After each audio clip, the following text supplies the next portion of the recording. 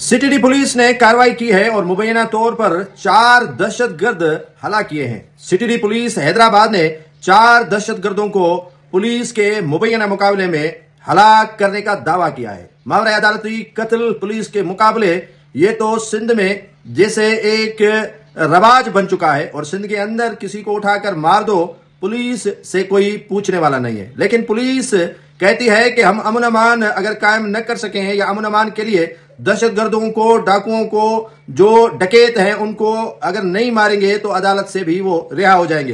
Police Hyderabad की CTD ने 4 दहशतगर्दों को हलाक करने का जो दावा किया है उनमें फारूक जमाली, सदाम जमाली, बिलाल खासकली, परवेज चांड्यो, सजन सोलंकी, जिनका ताल्लुक दादू से बताया जाता है। यह हैदराबाद में बड़ी कार्रवाई करने में बकौल पुलिस सीटीडी के मसरूफ थे कि पुलिस और इन दहशतगर्दों का मुकाबला हुआ, जिसमें दावा किया पुलिस ने कि उनको हलाक किया गया है। अब देखना यह है कि यह मुकाबला सच्चा है या झूठा है। बहरहाल मौक़िफ़ उनके वर्षा का ताहाल नहीं आया है। पुलिस के मुताबिक ये चारों दहशतगर्द थे।